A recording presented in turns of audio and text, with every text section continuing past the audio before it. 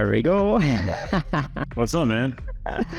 Cool. Thanks for joining. So nice to have you, Joe. Thanks for having me. I appreciate it. Yeah. So we're waiting for Sana. She's on the other side of the planet. Okay. She's going to join us in a couple of minutes. How's the weather in... you're in Chicago, huh? You're still in Chicago. Yeah, Chicago. It's 85, 90, sunny. I just took a walk, work on that mental mindset. Started thinking about this. So, yeah, man, it's great to get outside whenever possible, but when it's sunny, it's even better. So, yeah. That's the thing, yeah. I was saying that when I started, is like you see on people's face that the sun has an impact on their serotonin level for sure. They look like more happy, they're more communicative as well. And okay, I think that Sana is, she's probably here. There we go, Sana, you should be able to jump in right away. And so she's in India, and here she is. Thanks for joining, Sana. Hi, Joy. I saw that. How are you? Thank you so much. It's night over there. Dinner time. So I'm really sorry I joined like a minute late. It's okay. No. Oh, don't worry about it. We're gonna try to stick in the 1 hour talk. So today the audience is starting slowly to join. So I'll give some time for that, and we're gonna talk about mindset and fitness. And I have two fantastic experts today, guys. It's gonna be a thrill, a blast. So before we start, it's all about mindset. We hear that so often, and there's days with and days without motivation. So today we're going to find what these guys have to say about the motivation and what the mindset could be to be in a shape of willing to do and to perform.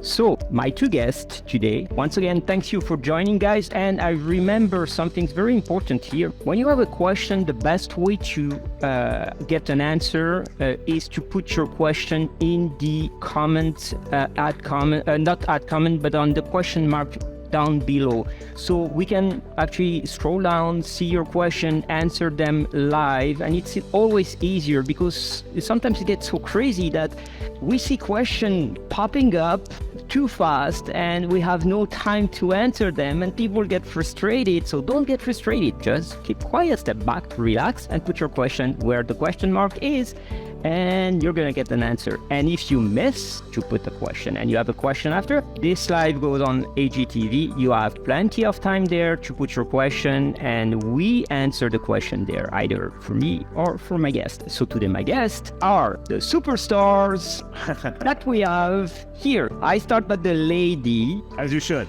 Okay, so Sana is from India. She's Sana Pindari. Is that correct, Sana? Yes. Okay. She's a polymath. She's a dance fitness coach, and she works with one of the guests that we had before, the Goki Life application. So Vishal is going to be a guest in next week. That's awesome.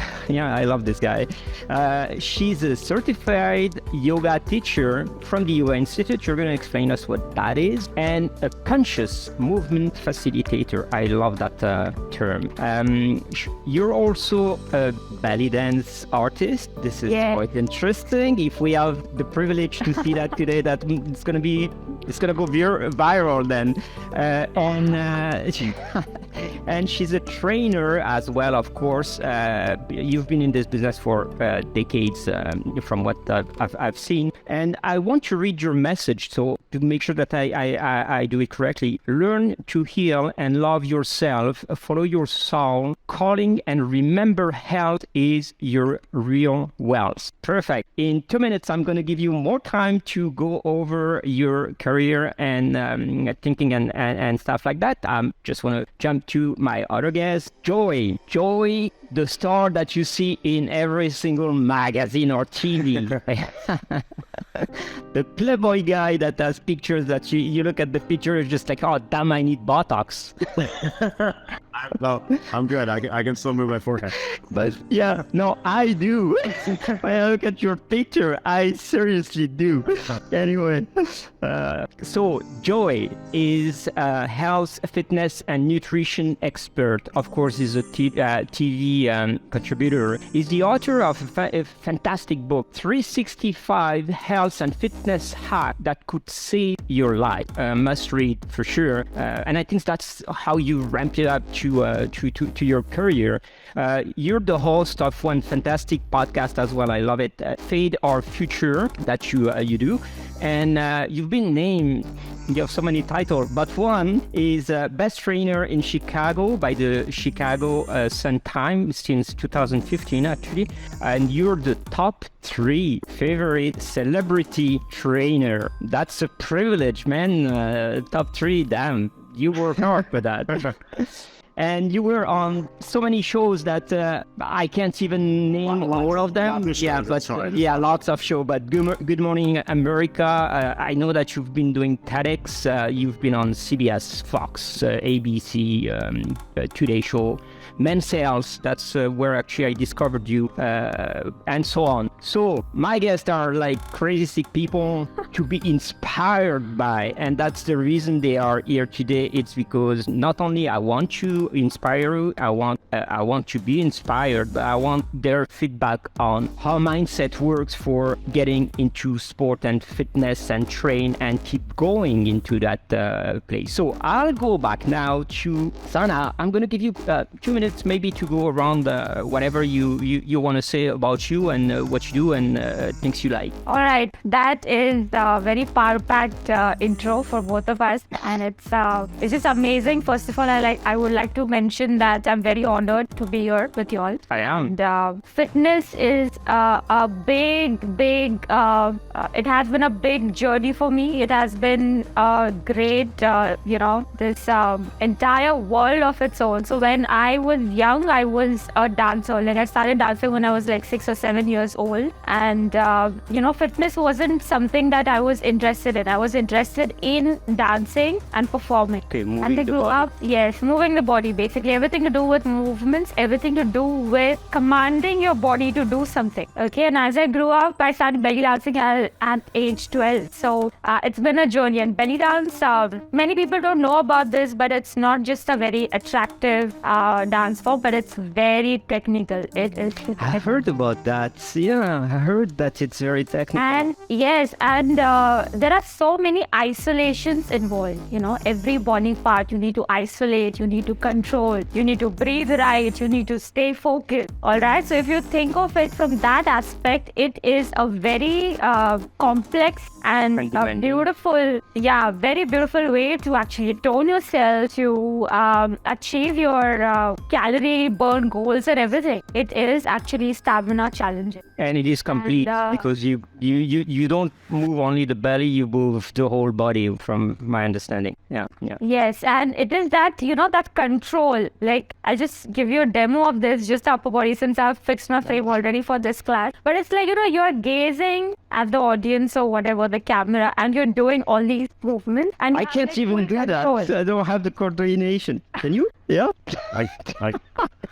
Yeah, but fabulous, because, for 1 second, 1 second, your mind goes somewhere else and you miss it. That is what belly dance is. And I've been training and coaching so many, models and actors and students in general. And everyone's approach to dance is different. But my approach is the holistic fitness. Yeah, we're going to talk about this holistic approach because it's an important part in the construction of the mindset. So, Sana, thank you so much for this introduction. It's getting very exciting. Joy, you have 2 minutes too to tell us a part of your life, what you like. Yeah, originally when I started in fitness, I played all sorts of sports, hockey through college. Yes, these teeth are actually real. Not a lot of people know that are real, but I started doing that, and when I was in college, I realized that I wanted to stay with fitness and not pursue hockey. It's such a rough sport. So I moved to Chicago, started becoming a trainer, and I thought that I knew what I was doing. And I think the point where you think you know everything is the point where you know nothing. So then I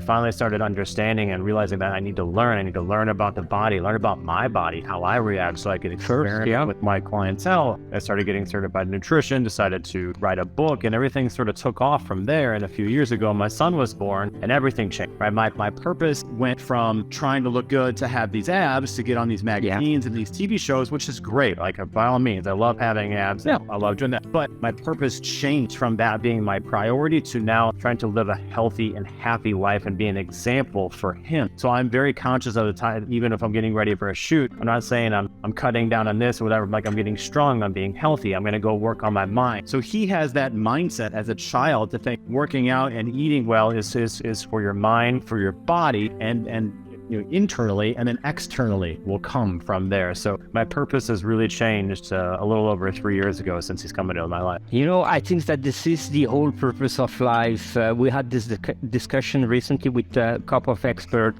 If we can teach our kids the way to behave and to feed themselves, to be disciplined on their workout or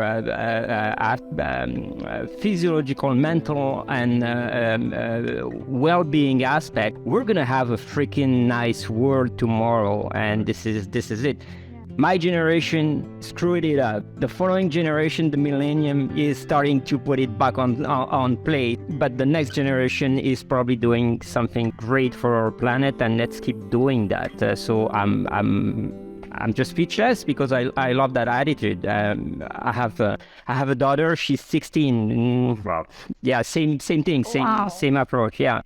But this is the future, and so talking about the future now, people, they want to know how to get this mindset, how to get there. We understand where you come from, both of you, why you are going into that path and that pattern. But let's say somebody that like everybody, and I think 99% of the person on Earth, you wake up in the morning, sometimes you feel like, I want to go work out. I feel like I want to. And some other days are just like, I don't feel it. Everything seems against the odd and I don't feel super good to work out. And but some people will go back on track and go to work out. Some people will just skip the workout and sit on a couch and wait for that. And this is called mindset. And I want your feedback on how to cultivate that mental attitude, how to build up that mindset that make people willing to reach their goal on a daily basis. Who wants to start? Ladies can go first. Really? I think so. It's why you should start. Definitely. I should. Oh, look at that. I have so much to learn from you all. I'm not there yet.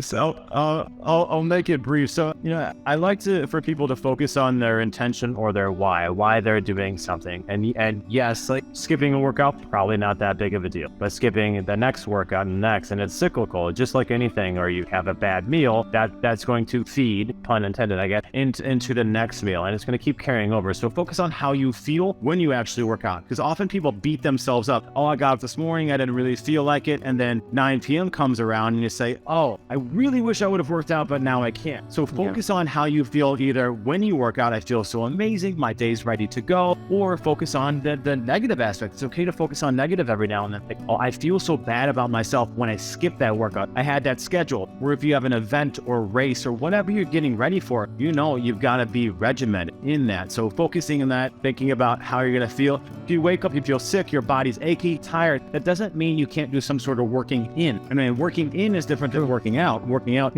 high heart rate, we're lifting weights, we're doing body weight, we're running, whatever, right? Working in, maybe your body is just not feeling good. You step up, your joints feel tight, whatever. Maybe you do some meditation, some yoga, some Pilates. Maybe you take a walk. That movement right there and working your brain in between your ears is going to help you tremendously. Focusing on that why, focusing on that intention, that intentionality of why you're doing something is really going to help that. And then you change your mindset of, oh, I have to work out today, to thinking, I get to work out. I get to get up in the morning. It's beautiful. It's sunny out, whenever. And I'm going to take this opportunity to take charge of my day and my life and realize this is going to make me feel so much better. And I don't want to regret it by missing the workout. So it's not an auto punishment, but it's more a creative mindset that you cultivate in order to say, at the end of the day, you're going to feel better if you do it, correct? Of course. Yeah. You change that. Okay. It's not a punishment. punishment. Working out is a gift, and you should be thankful for doing that. Every now and then, yes, you need to take the day off, which is completely fine and good for you. Like we could talk about overtraining, all sorts of different things. But, if you just started a new workout program and your legs are tired, it hurts to sit down and go to the bathroom, maybe that's a stretching day. Maybe that's a walk day. Maybe that's a meditation day. Maybe it's a belly dancing day, right? I mean, there's all it's going to be challenging.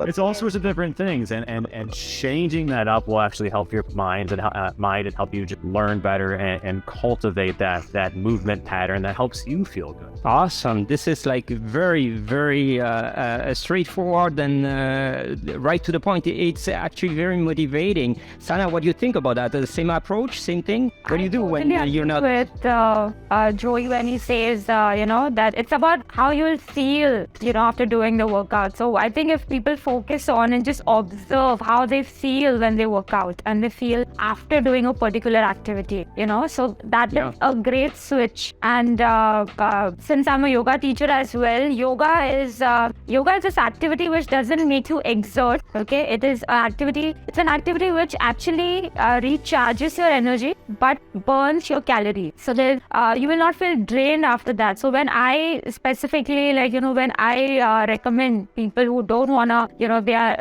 they already kind of process in their mind that I'm gonna get up, I'm gonna get tired, I'm gonna do this, I'm gonna do that. You know what I'm saying? The sweat syndrome. Yeah. And then right now they're tired and they're like, oh my God, now I can't. Before starting, just thinking about it. Yeah.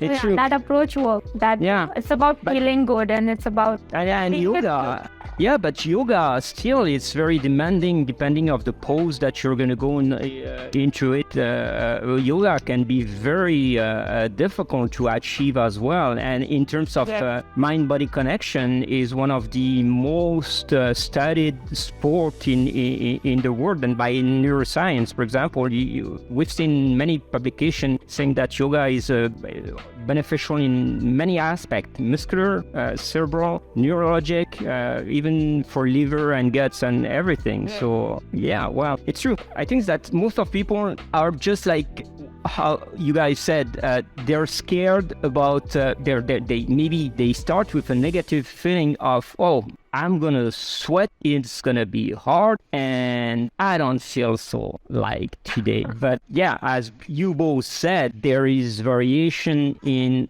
working out, like stretch days, yoga, belly dancing. Some days you can go hardcore. Some days you can, do a medium intensity workout. Some days you can do conscious relaxation, which is a major part of, it's an important segment in yoga, that if you cannot relax, you cannot actually go full out. This, we got it. We understand that people have to take that approach. And there's this sentence there, this quote. Actually, I'm going to say quotes today. Rarely I do that, but I'm going to say quote. Today I will do whatever others want, so tomorrow I can accomplish what others can't. And this is the type of attitude that you guys have. I need to have this type of attitude. Let's say I'm a Joe Average guy, and I want to have that attitude. What's the routine to get there? What do? I understand that you have to think that way, but do I have to implement a certain routine in my daily life to get to that point, Joey? Yeah, I mean, routines are huge. And here's the thing about, social media and Instagram. Yeah, if you see an influencer says, I get up and I do this and I think that my day is amazing. They're not doing that shit. It's a post, okay? So every now and then, maybe they do it, but having some sort of consistent routine. I mean, your top entrepreneurs, everybody that are very successful, have some sort of routine, and it can be lax, but there are some things that are no compromise. So I get up in the morning, I sleep at night, I turn my phone on airplane mode, so I'm not having EMF or anything or a text that goes off to wake me up, right? I get up in the morning, I open up the curtains, I look towards the sun, I tell my body it's time to get up. So you're absorbing the photons of the rays of the sun, or get outside and take a 10-minute or 20-minute walk. That's a no compromise for me. Like if my son gets up in the morning or something, like some days like that's gotta go, right? But but doing that in some sort of movement every time I eat, let's say 75% of the time, because sometimes you're busy. I take a 10-minute walk after every time I eat, even in the winter. Oh, nice. Cold in Chicago. 10-minute walk helps the digestion, helps nutrient absorption. And I either unplug or I turn on a podcast, something that's going to help me. And then at night, I don't turn on something that like a scary movie, or I don't work right before bed, because then my brain is going to try to turn on a comedy or something relaxing, or even just the sound of rain on my phone. And I'll do that, and that's helping calming me down. So what does that have to do with working on fitness? Everything, because you're regulating your circadian rhythm, you're regulating your mind. So if you're going to feel good and feel like you have energy, then you're going to be able to utilize that and get a workout in. So even that movement of just do what you're not doing right now. Okay, you don't need to go into, doing some sort of crazy handstand or something that you do. I do that. It's amazing, right? I can do that, right? But I will try some sort of movement pattern or something that I'm not doing. So, I think people look at, people like us, or they try to do something along those lines, but what are you not doing? Are you just sitting around all day long? Okay, can you start with 10-minute walk? Can you start with looking at the sun in the morning? Can you start with just being a little bit more grateful? Because this is a race that you never want to leave. This isn't a sprint to the finish. This isn't a marathon. This is a life race. So keep moving and keep trying to have those positive changes. And every now and then you're going to fall on your face. It's going to happen. And that failure and acceptance of failure is going to move you forward. Show me anybody that says they haven't failed, I'll show you a lie. Every single person is going to fail, and failure should be a part of our society, and we should be able to accept that failure is a part of that growth. It's difficult to accept, but I totally agree on that. Sana, same thing, same type of routine. Those routines seems to be like whatever the biohacking community is trying to preach more and more,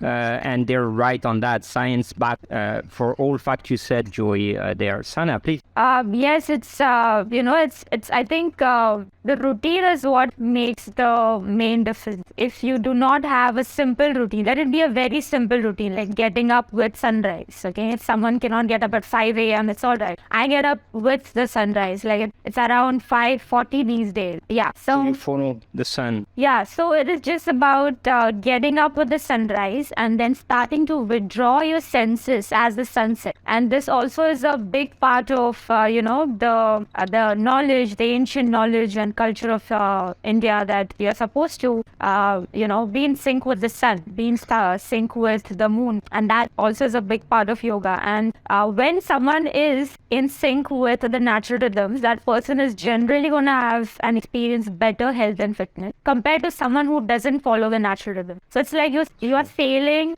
opposite of the wind. You are just not in the right direction. If you're going to have to take extra effort if you're not in the natural rhythm. So I completely agree with Joy that you need to have at least a basic routine to start with. So actually ancestral methods are very close to what animals are doing, living with the cycle of the moon, living with the cycle of the sun.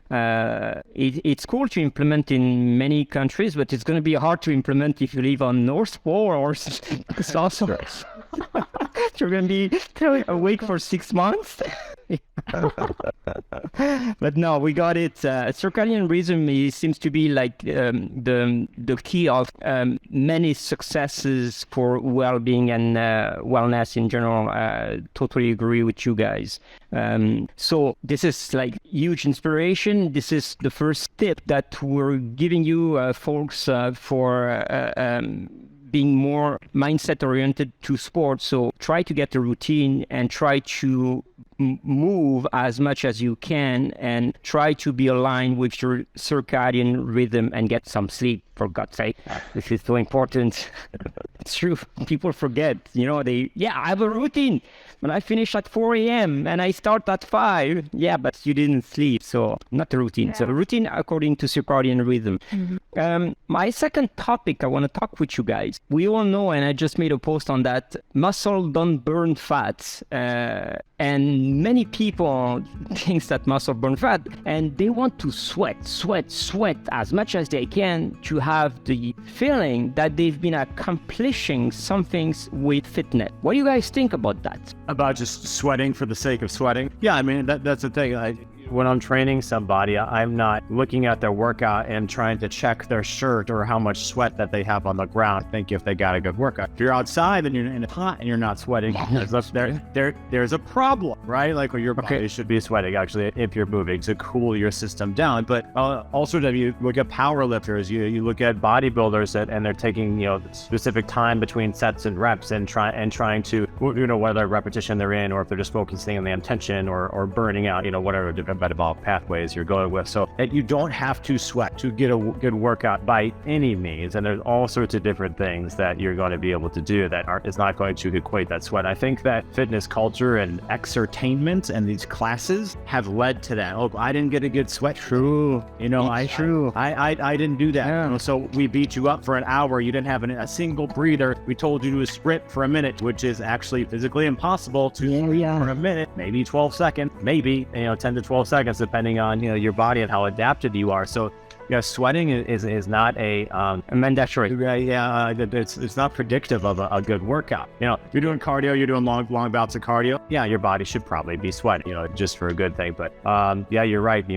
Muscle is metabolically active, but you've got to move more. You have to have different types of fat. You can have brown fat, you can have beige fat, which help with that white fat. So I think people just sometimes the oversimplification of things are good, and sometimes it's not as good. So it's depending on what you're looking at and contextually based. Like you could say, oh, I got a sweat and I got a good workout. You could have gotten a good workout, or you could have just moved to move, and you didn't focus on your movements. You didn't focus on your breathing. If you're holding a plank or a handstand or anything, what's happening with your joints, right? What's happening in your bodies? You're not actually maybe sweating that much. So everything is contextually based, and not one person is exactly the same as the other. I have a client that will sweat just walking into a gym. Doesn't mean you got a good workout. If your heart rate's up, does that mean you're working out? No, I could get scared if somebody jumps out at me. My heart rate jumps out. Definitely. I'm not getting cardiovascular benefits out of it. So that's my answer on the whole sweat. I like that. Yeah, I like that. I like that a lot. Sana, the same. What do you think about people willing to sweat? And let me just add this: people willing to sweat so they have an excuse to consume more food after. I would add to that. Yes. So I think people equate being tired with working out really well, or they have done a good job at working out because they're tired. So this is a big thing. And since you're tired and sweaty, you will have these kind of thoughts which will make you compensate in terms of food, in terms of, I've done so much of workout, let me just binge watch some series, or let me scroll on Instagram. I'm so tired, I deserve to sit and the self-reward. Yes, so this gets people in a loop which is actually counterproductive to the routine they actually started. So the more they do this, the less they're going to do what they intend to do. So it has to be an intentional process. It cannot be like, you're just doing it for the sake of it, and then you have this entire routine which is forming and you're not even aware of it. And I have observed that in so many people, so many clients of mine and students, and I take workshops and all and everything, and people have this idea, they're like, we have done so much, we have done hardcore yoga today, we deserve to, eat some sweets or some heavy things or whatever, they are just craving things. And while doing yoga, they are thinking, what should I eat after this workout? So that is a bad way to go about, It's true, 100%. But having a good workout can be a trigger of the reward system in terms of neuroscience, which can be good. But the sweat for the sweat, as you said, dictated by the thing, doesn't work that way actually, because you're not triggering this reward system the same way that you would trigger it if you do a plank and you did the plank very well and it's like solid and you feel great about it. That's triggering the reward system. I love your answer. Very cool actually. Sweat for sweat. I'm not sweating a lot when I do my sport, because I have certain technique, I take time to rest. But I'm exhausted. And this is it. This is the way you can work out, and you can. But of course, if you do a marathon, you're gonna sweat, and this is good sweat for sure. But you have to do it first, which is another challenge. So people say always you're only one workout away from a good mood, which is probably true because you guys are into fitness, and you know that you know how your client feel when they're done with their workouts. So what about this concept? Should we all work out, or should we all work out once in a while, occasionally, or just moving is enough? Well, it depends on your goals, right there. Like, are you working out to feel good mentally? Okay, if that's the case, then movement might be enough for you if you are not moving right now. Yeah. But I mean, just based off of the minimum effective dose, like we just need to do these little things that we're not doing, and you're not going from, if you never lifted a weight, you're not going to do a full bodybuilder split 5 days a week because it's going to be too much too fast for you. 5 sets per week per muscle group for a beginner is enough to just maintain muscle tissue. 10 sets per week is enough to add muscle tissue. But for me, I might need closer to 20. So it's all contextually based and how we're looking at it for that. But yes, we all need to move, and it's just what are your goals? If it's complete longevity, maybe you want to do walking, maybe you want to do some different fasting, maybe you don't want to have as much muscle tissue, maybe you don't want to be a big bodybuilder taking a bunch of protein. It just depends. And if you're on the other end of that, the other spectrum, if you want to put on a bunch of muscle tissue, if you're having a bunch of protein, you can do things like fast, or maybe like take some days off where you're limiting with that mTOR pathway, right? So it's not completely build. So there's different things that you can do, and people get caught up in that. Like, even there was a comment on here, like, bodybuilders don't have stamina. Well, what bodybuilder? Right? Yeah. Like, it's true. I haven't seen that one. Yeah, I know bodybuilders that can run. And what does stamina and what does cardio mean to you? Does it mean running a marathon in 3 hours? Yeah, a bodybuilder most likely couldn't do that. But some people say, I'm not a runner. Everybody's a runner. If you run a block, you can be a runner. You're not a lifter, you can pick up a weight. You're a lifter. You're not a gymnast. Okay, maybe you start doing some play. But there's all sorts of different things that you can do, and we just overgeneralize everything, and that's when we get in trouble. Okay, that's when it's real. Nobody can look like me. I can't look like any of you, right? And that's the thing. We all have all these different. My knees are different than somebody else's knees, than somebody who is maybe like a monk who's bending down or moving a lot more. Their knees are probably healthier than my knees from playing hockey, from lifting a lot of weights, are probably worse. So nobody is exactly the same as somebody else, unless you're an identical twin. And then that's and even that, right? Even that, yeah, because the expression of the genes, it's you will have the same genetic material, but you're not expressing it the same way depending of the food you have and everything. So even there, it's so right. So it just kind of goes back to, what are you not doing? How are you feeling? If you're feeling great, if you're kicking ass at life, and you're doing walking and stuff, and you're feeling great, if you get your blood work checked and look good, then keep doing what you're doing. But if you want to change your life and you're not doing anything about it, and you just want to complain, and you're a product of your environment and sitting down all day long at the computer or whatever, then don't complain and complain and complain. You can complain if you're saying, I did all these things and I tried it for an extended period of time to try to make it habitual. But if you're just sitting there to complain to your husband, wife, or whoever, just so you have something to gripe about, you didn't actually change anything. Pretty cool, pretty straightforward. Yeah, right. Crack that whip. Ouch. I love it. Sana, don't complain, because otherwise it's gonna be nasty.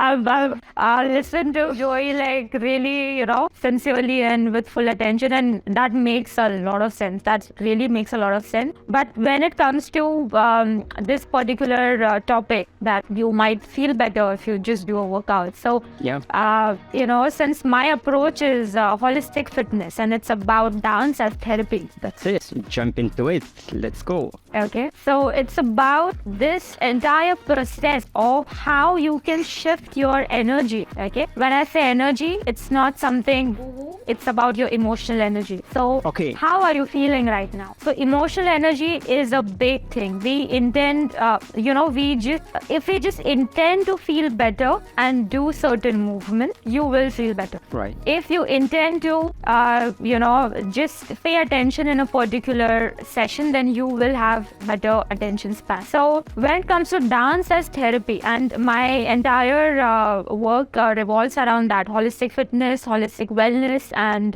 conscious movements, which is what I do, is mindfulness through movement. So basically, Explain that indeed, because even mindfulness, what mindfulness is. Yeah, mindfulness is the ability to be present with your mind and body. Perfect. Right here, right now. So whatever movements you do, they have to be intentional. They cannot be 1, 2, 3. They have to be intentional. Each finger, each muscle, each joint, they have to. Most of the things you do are so mindful, by the way, Jean. So it's about, otherwise people cannot, do what they're doing actually. Professionals. Everyone who is a professional does this to a great extent. But when it comes to experiencing this as therapy, I will just, highlight certain pointers so that people understand what I'm trying to say in a shorter version. So dance therapy or dance healing is about releasing your emotional energy, your pent-up emotional energy. But how? Okay, so No. there's technique to do that, no? Yes. Okay. So there's Just a technique and briefly. Yeah, go. Yes, so I think that is a good point. So the technique is that there are mindful movements which are intentional movements. These kind of sessions are drafted and crafted in a way, they're curated in a way that it comes to you as a proper ritual of a sort. So you start with intention, you are doing mindful movement, okay? There are affirmations and words being spoken in this kind of a session. And you're also integrating your breath work. So there is movement, there is breath work, there are pauses, there is shift of awareness from your body to your surrounding, from your surrounding to your body. And that's how you feel magically and drastically different after the class. So you have to learn that process. It doesn't come to you like right away and you know how to do it, correct? It's like it takes like training for a workout. It takes certain steps to get there. Okay. Yeah. Well, it's exactly the same for any type of workout, I guess, because you need to learn how to do it, and then you need to remember it, and then you need to perform into it. Very interesting. So that's what you call the holistic approach of your training. Got it. Joy, do you have, so Sana has what she calls holistic approach, but your approach seems to be also some sort of holistic approach or biohacking type approach, or do you consider yourself into something, some sort of particular name of training? Yeah, I mean, I don't know if I would say biohacking. I would just say body optimization.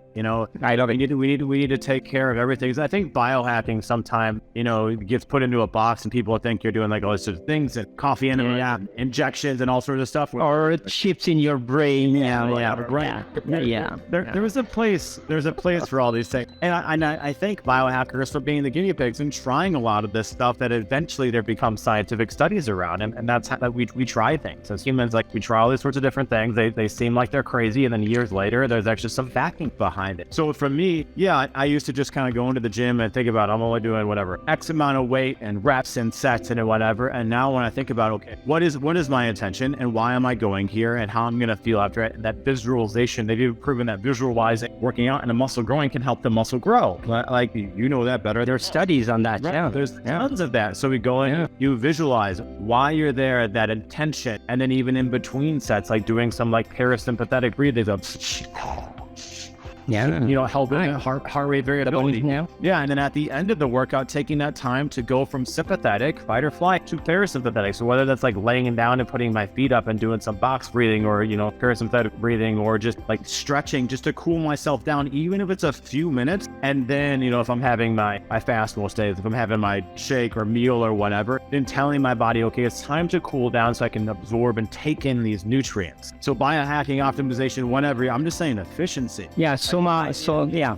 Like I'm working out for a purpose. I want to get that purpose, and I didn't want to spend all this time in the gym or my place, whatever, and do a workout and not get all the other added benefits out of it. So everything, every calorie you're putting in, the nutrient absorption, everything you're doing, and then yes, every now and then I just started doing this and practically the art of doing nothing. I did a podcast the other day about it. Take 5 minutes and just unplug, or just go outside and close your eyes and do nothing and think about what you're hearing, what you're seeing, what you're feeling. Awesome. That's meditation, Yeah. Then I think people think meditation should be the life-changing thing that you did, and it can be for people, and doing it consistently will be. But even just taking 5 minutes to yourself and not turning anything on and closing your eyes and listening to nature and breathing slowly will truly change you. I mean, they do brain scans on people after 1 minute of meditation, and you could see their brain changing. So I don't know why I would put myself in. I would just put myself in. I'm just trying to be as efficient as possible. I don't want to work out for 2 hours a day. If I can get a 30-minute workout in, I can have that intention. I can cool down. Great. Yeah, that's it. So we can call your type of technique the workout on purpose. Point. Yeah, that's it. Yeah. And one very interesting fact that you said, when you're done with your workout and you take time to reflect on it and to just time without jumping into your phone and things like that. There's a study that was published yesterday from Dr. Cohen about that thing, and it actually shows, it's in the Neuroscience magazine publication. It actually shows that the memorizing of your workout, the buildup of your technique, is 25 greater than a night of sleep if you do that. So you got it right on point with that technique. Wow. Work on purpose. Yeah. That's conscious relaxation. That is exactly what conscious relaxation is, and that is mindfulness as well. That is mindfulness. It is. And when we can consciously get our bodies into the state of homeostasis. Yep. Homeostasis is the state which helps our body heal. All the muscles, tissues, joints, they heal in that state. They're in harmony because there is no pressure and inflammation. Yeah. Yeah, I like that. That's the way that we should actually be our entire life, like triggering some effect on muscle and nerves and organs, and then try to be in harmony with our body. Absolutely perfect. Yeah. Love it. The last portion of our talk, we have another 15 minutes to go, guys. It's awesome. It's very interesting. Time is flying, yeah. Yeah, time flies. It's always like that. You're just like, holy moly. Anyway, is pain something necessary for to cultivate your mindset of champion? I'm again gonna say a quote. I rarely base my talk on quote, but I like this one as well. Arnold Schwarzenegger said, the last 3 of 4 reps is what makes the muscle grow, meaning that you have to suffer to cultivate a champion mindset or to be a great champion with that attitude and everything that goes around that. What do you guys think about this interesting quote? You want to take that sound? Everybody go. Should I go ahead? Yeah, go ahead. Go on. Yeah, sure. Let's go. Yeah. Sure. So personally, being really frank, pain is not something which motivates me when I do my trainings. Because like I said, yoga is about working with the harmony of the body. Yeah. It is about, doing things where you are there. Otherwise, don't do it. Don't get on the mat. That is how it is. So there is a process of conditioning where you condition your mind and this and that. So now it depends on what pain are we talking about. If it's a good workout pain, that's a different thing. But if it's like exertion level, killing pain, then it's a totally different topic. So there are people who think that because their workout has been painful, their session has been painful, they have achieved something. But there are some people who are definitely doing much better in the session, and they are experiencing the pain, but they do not complain about it. So you should be able to distinguish between whether it's a dying kind of a pain or it's a healthy really good pain, I think. And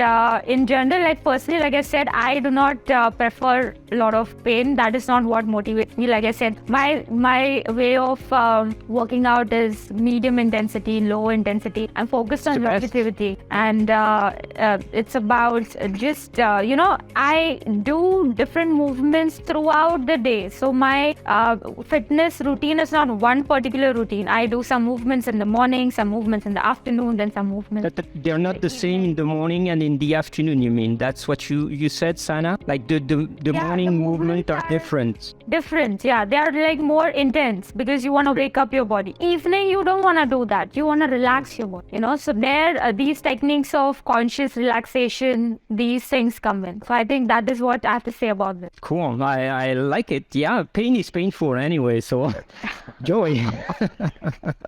Yeah, and she's right. Like you probably shouldn't get a hard workout at night because that's when we want to rest. If it's several hours ahead of time, might be different. And some people, like, you've got more joint integrity, synovial fluid in the joints, and you can move better at night. So maybe some people will feel better doing that. Schwarzenegger's quote was based off of mechanical overload and muscular damage.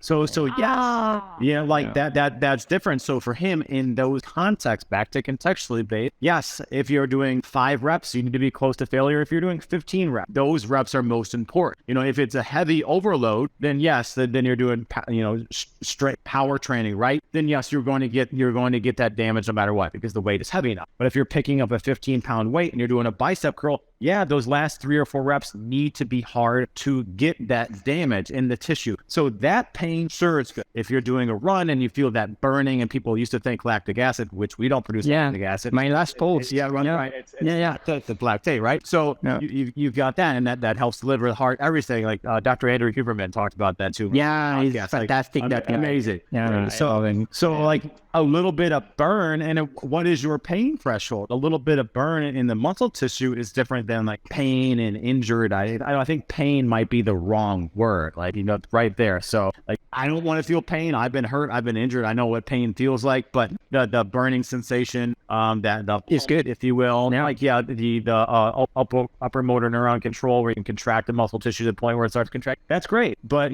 sometimes I think athletes, when they experience maybe pain, to do a hockey, like you're at the end of the period or a shift and you've got to push through and you're struggling. I think that will help people down the line. A lot of athletes that were really competitive, those are my favorite people to train because I know I can push them that little bit. Even if they're 20 years removed from their sport, they at one point experienced that discomfort and they overcame. Especially the team sport athletes are really good about doing that. And the individual ones, tennis or, some other individualized sport, swimming, for example, then you got to pull into that somewhere else. So find their pain point, if you will, and then you can expose that and you can utilize that. But pain might be the wrong word to specifically. The wrong word. Yeah. Wow, that's quite interesting approach. And this is actually related, that approach with pain. And you said some people that you prefer to train or other. It's definitely totally linked to a growth mindset approach. Most people in sport will have the opposite, like a closed mindset, and they will not go to that point because they think that it's not reachable or it's too hard for them and it's not made for them. So no wonder you prefer those type of athletes to train and to push further, because they're the only one capable of doing that. And I've recently read that that approach of willing to go further, it's mainly the more you grow old, the more you get it. And I can tell I'm 75.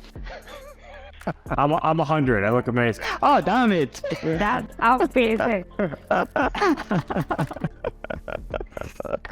Wow. Guys, we're almost at the end. We have a couple of minutes. I love the everything we covered today. Of course, we need to trust the process. Remember why we started. And in the last minute, I just would like you guys to make your own conclusion on this mindset, fitness, and what is best, and just give a couple of more input and motivation to our audience. Thank you, audience, audience for being so present today and listening carefully to what these experts have said. So I'm going to start with women again, okay? Women control. Always. Always. Yes, always. Please, Sana, your conclusion on a couple of tips for folks over there. I would like to thank everyone who's listening and whoever is, taking certain notes or certain pointers. Amazing, because these are really interesting conversations to listen to rather than, all kinds of entertainment related and gossip related content which happens on Instagram. And people are actually, the engagement level is very high over there. And I'm really happy to see so many people live right now. So many people. We are, I think, 1,000 plus right now. Yeah. We went up quite nicely today. So, but you guys are interesting. So no wonder. It's all sign. It's all sign. Yeah. No. And we haven't seen the belly dance yet. That has to be a different segment. So I think the best thing about today's conversation is that there are certain pointers which we can conclude for our audience. And my conclusion for today's talk is that be intentional. If you want to work out, you better have the right intention. Don't just come to the class, or don't just get on the mat, or don't just bring up your dumbbells thinking I'll do something and see how it feels. Don't do that. Have the intention. Set the intention. Listen to your body. Be disciplined. Love it. These are the three things which I would like to conclude my talk with, and that listening to your body doesn't mean that you want to sleep a little extra, you want to laze out or binge watch something. It is about listening, whether you can go beyond a particular level in a particular stretch. Maybe your body doesn't want to go that time. Your brain doesn't want to go that way. I would say your brain doesn't want to go that way because it's not teach, but your body can do it. Yeah. Body can do it, but what happens is people end up injuring themselves to prove something. True. That I got this stretch in this particular amount of time, and in this particular session, and I could do this crazy asana because I just went for it. No, but the injuries are hardcore. So you have to listen to your body. Maybe you're holding too much into your brain, like you just mentioned. It's about letting go, relaxing, and getting into the stretch or whatever. So I think these are the three things which I would like to conclude my talk with. Awesome. That's a beautiful conclusion. Very motivating. Love it. Joy. I agree with everything that she just said. And I would add that realize that your body is yours and yours alone. It's very easy to compare ourselves to everybody else, especially with social media. True. And you should find these people that motivate you, that inspire you, and realize that we all have commonalities and we can have our differences, and it's okay to disagree. But take those commonalities and realize that I'm sure at least one thing in common with anybody on here. And we can focus on our commonalities, then maybe all of our differences won't seem so big. And that can help you thrive and grow and have that growth mindset. Wow, we talked about just focus on that, and really your life is going to be much better. And try to stop playing the victim mentality. I was there, in the beginning of the pandemic. I was like, why me? Why this? Why that? And then once I realized that, and I opened up my heart and my mind to realizing what's good in my life, then all the negative doesn't seem so bad, and it's okay. We're gonna have that, but realize this is your life, and you have control over a lot of these things. Some things you can't control, but do absolutely what you can to live your life and your life alone. Wow, that's beautiful. Yeah, and it's true. Your life is ending 1 second at a time, like they said in that movie, and it's so important. And if you allow me to say that, from my understanding, you came from some depression and stuff like that, so you are definitely an example on what you can achieve. If you're coming from the negativity to the positivity you have now, this is like the conclusion of everything. You guys just rock, man. You've been beautiful. I thank you so much for having been my guest today, having the pleasure to listen to this awesome mind that you have. So thank you so much, guys. Thank you. Appreciate it. Thank you so much for having me. Thank you so much. Cheers. Thank you. Cheers, guys. Okay. Bye. Thank you. And thanks, Pam, for being here. This live is going on AGTV. If you have any questions, put them there. We're going to answer them, and it's going to be probably posted this afternoon. So thank you all. See you next week. Bye, guys. Bye.